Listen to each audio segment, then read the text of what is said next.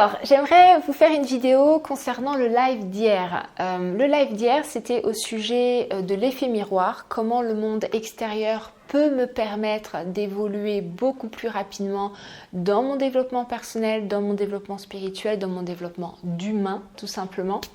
Donc le live, je vous mettrai le lien au-dessus ou en dessous. Si vous ne l'avez pas vu, je vous le recommande beaucoup. J'ai eu plein de retours par rapport à ce live-là, donc ça me fait vraiment plaisir. Moi, je pars du principe que plus on se comprend, plus on comprend notre manière de fonctionner, plus en fin de compte, on se rend compte qu'on peut absolument tout faire, qu'on est capable de tout faire. Donc voilà, allez voir ce live.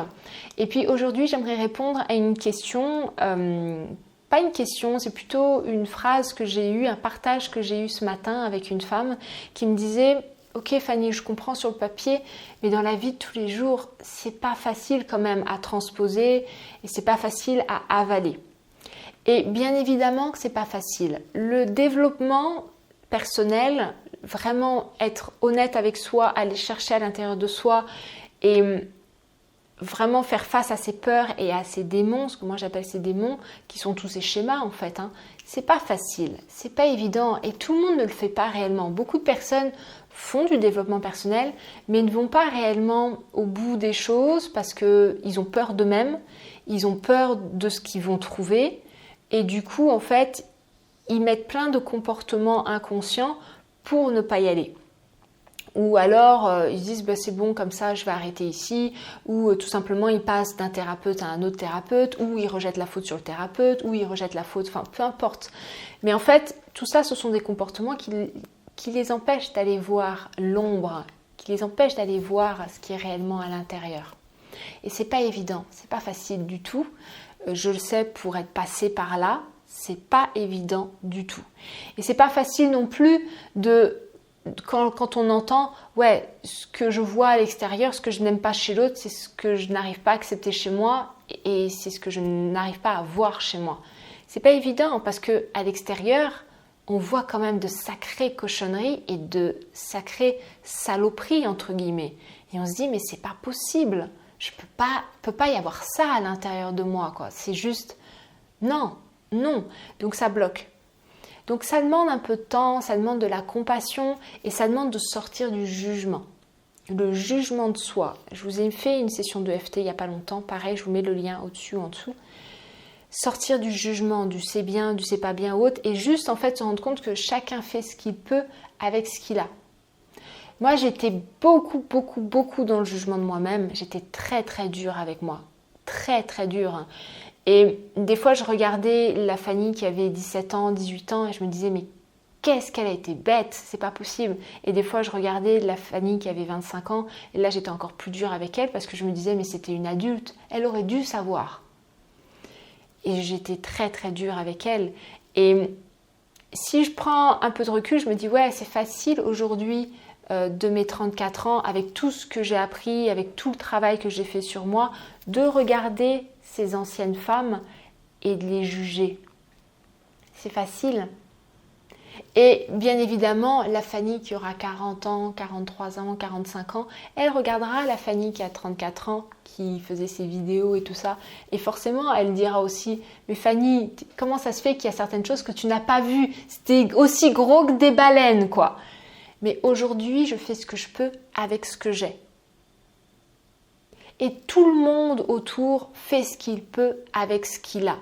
Et le but des gens, c'est pas de faire mal. Personne n'a envie de faire mal. Enfin, regardez un peu les analyses, regardez les thèmes des journaux et autres. On parle d'amour partout. Tout le monde a envie d'aimer, d'être aimé. Tout le monde a envie de vivre dans l'amour. C'est notre besoin numéro 1.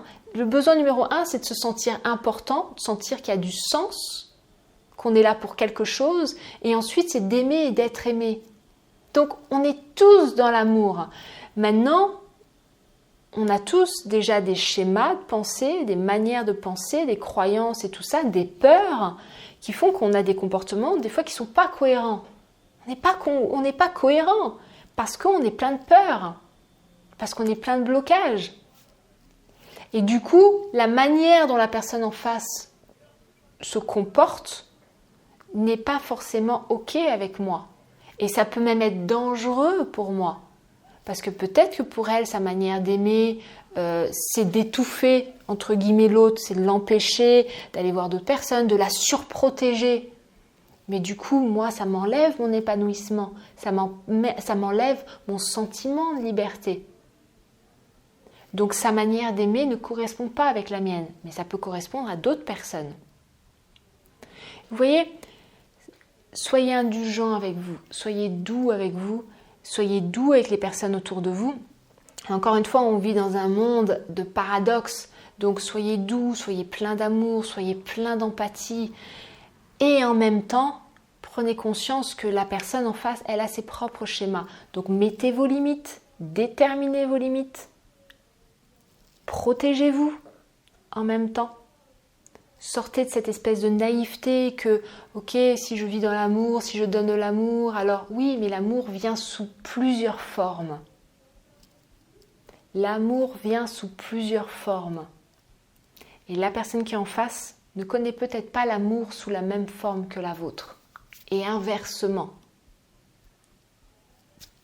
Ok ? Je voulais vous partager ça parce que c'est quelque chose que j'ai mis beaucoup de temps à comprendre et à accepter chez moi. Et je sais que c'est pas évident. Je le sais. Et il y a des choses que je vous répète depuis 1 an, 2 ans, 1 an et demi maintenant. Et je sais qu'il y a besoin de répétition avant de comprendre parce que l'esprit est comme ça. Et avant que ça ouvre, ça met du temps et ça ouvre un peu. Tiens, ah oui, j'ai compris ça. Ah, j'avais pas compris ça. Donc, re-regardez les vidéos, re-relisez les livres que vous avez lus. Allez dans des livres qui sont réellement plus profonds, qui vont réellement vous permettre de réfléchir différemment. Ne lisez pas les livres standards. Allez chercher vraiment des choses qui, oui, vont être confrontants. Moi, je me souviens la première fois que j'ai lu Krishnamurti, mais je me suis tapé la tête contre un mur parce que c'était confrontant, parce que j'acceptais pas ces idées. Mais ça montrait mes résistances. Et maintenant, Krishnamurti fait partie d'une des personnes que je lis le plus. Parce qu'il me permet de réfléchir, il me permet de casser mes interprétations internes, de voir le monde différemment. La philosophie, j'en avais jamais vraiment lu. Et cette année, je suis bouffeuse de philosophie. Et j'adore ça parce que ça me permet aussi d'ouvrir et d'être plus doux avec moi et d'être plus doux avec l'extérieur. Enfin voilà, je voulais vous partager tout ça, j'espère que ça vous servira. Si vous avez des questions, n'hésitez pas à venir vers moi. Voilà, et puis likez, partagez si vous avez appris quelque chose. Et moi sur ce, je vous embrasse très fort et je vous dis à demain. Ciao, ciao.